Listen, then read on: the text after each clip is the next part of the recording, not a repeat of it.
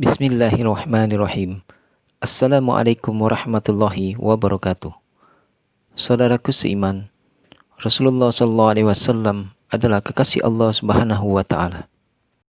Beliau wafat pada usia 63 tahun dan dikuburkan di Madinah. Bagaimana ciri-ciri Rasulullah SAW akan menutup mata? Simak ulasannya dalam video ini dan tonton hingga akhir. Pada waktu ibadah haji perpisahan atau yang dikenal dengan judul Hijjatul Wada, dan puluhan ribu jemaah haji yang menyertai Nabi SAW dalam haji ini pulang ke tempat masing-masing. Maka pada saat itu turunlah ayat Al-Quran sebagai wahyu yang terakhir yang bunyinya demikian. A'udzubillahi minasyaitonirrajim. Al-yawma akmaltu lakum dinakum wa atmamtu alaikum ni'mati wa raditu lakumul islam dina. Hari inilah aku telah sempurnakan untukmu agama kamu ini, dan aku sempurnakan pula nikmatku atasmu, dan aku ridho dan senang Islam ini menjadi agamamu. Para sahabat dan jemaah yang lain merasa gembira karena turun wahyu ini, karena telah sempurnalah Allah memberikan nikmat dan karunia kepada kaum muslimin, dan telah meridhoi serta merestui Islam ini menjadi agama mereka. Namun bagi Abu Bakar mempunyai tanggapan tersendiri.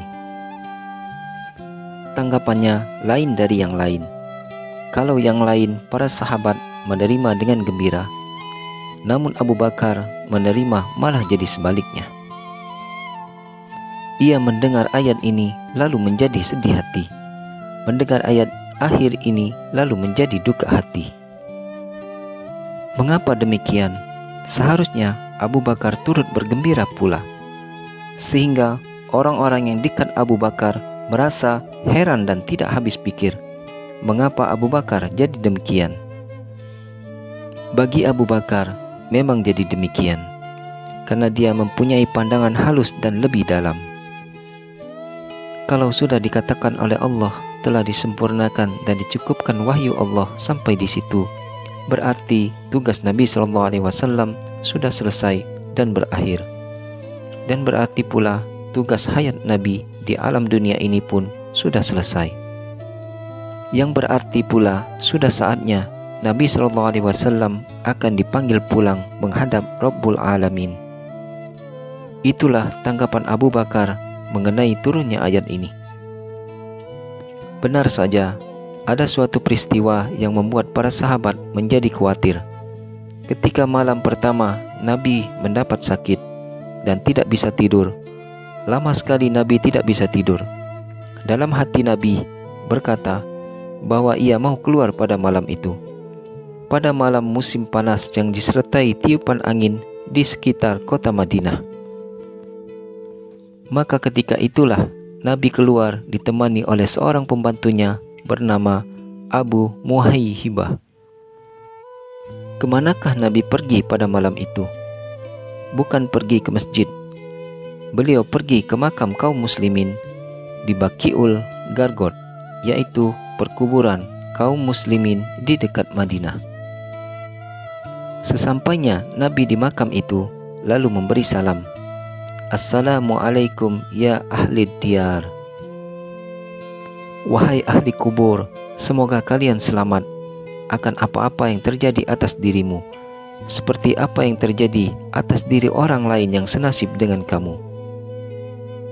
Fitnah telah datang laksana malam yang kelam, gelap gulita yang kemudian menyusul lagi yang pertama, dan yang kemudian lebih jahat lagi dari yang pertama.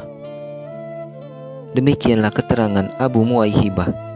Kemudian Nabi berkata lagi kepadanya, Ya Abu Muhaihibah, aku mendapat permintaan agar aku mengucapkan istighfar dan memintakan ampun untuk penghuni kubur di Baqi ini. Baiklah engkau berangkat bersamaku. Kemudian setelah Nabi meminta ampun untuk ahli kubur dan sudah waktunya, kembali Nabi menghampiri Abu Muhaihibah dan berkata, Ya Abu Muhaihibah, aku telah diberi anak kunci isi dunia ini. serta segala kekekalan hidup di alam dunia ini. Sudah itu, aku diberikan pula surga. Namun aku disuruh pilih anak kunci dunia inikah, atau ingin bertemu menghadap Allah dan surga? Apa jawab Nabi? Tidak, ya Abu Muwaihibah, aku lebih baik memilih menghadap Allah dan surga. Sejak peristiwa itu, Nabi pun sakit. Setelah itu, keesokan harinya Nabi pergi ke Baqi. Itulah salah satu ciri-ciri Nabi akan wafat. Maka pada esok harinya, tibalah waktunya Nabi giliran di rumah Siti Aisyah. Juga dilihatnya Siti Aisyah sedang mengeluh karena sakit kepala. Kata Aisyah, "Aduh ya Rasulullah, kepalaku sakit." Tapi kata Nabi, "Akulah yang benar-benar kepalaku terasa sakit." Namun ulang Siti Aisyah, "Kepalaku sakit sekali." Lalu kata Nabi SAW, "Apa salahnya jika engkau yang wafat lebih dulu, lalu aku yang akan mengurus jenazahmu, mengkafankanmu, dan mensolatkanmu, sekaligus juga menguburmu." Kiranya Siti Aisyah belum mengerti apa yang dikatakan suaminya. Padahal itu hanya kata-kata bergurau saja, karena beliau sendiri dalam keadaan sakit. Kontan saja pikiran Siti Aisyah, tanggapannya pun lain.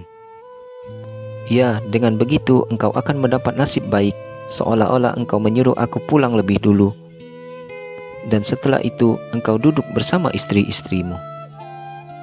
Nabi tidak marah, malah beliau tersenyum mendengar ucapan Siti Aisyah demikian, karena dianggap istrinya belum paham akan maksud ucapannya itu. Meskipun kepala beliau sudah terasa sakit sekali, namun Nabi SAW masih bisa mengunjungi rumah istri-istrinya. Pada hari-hari pertama mulai Nabi jatuh sakit, Nabi berada di rumah Siti Aisyah atas persetujuan istri-istrinya. Ketika dirasa dirinya masih kuat berjalan, tetap beliau menjadi imam sholat di masjid. Hari demi hari Nabi bertambah parah sakitnya, dan beliau menyuruh kepada istri-istrinya, "Cobalah kalian ambil air sumur dan tuangkanlah ke badanku dengan air sumur itu, supaya aku dapat menemui mereka dan akan berpesan kepada mereka itu." Kemudian diambilkan air dari sumur, dan lalu Nabi didudukkan dalam pasu kepunyaan Siti Hafsah, lalu dituangkan ke atas tubuh Nabi. Rupanya dengan mandi air sumur itu mengandung khasiat untuk kesehatan badan.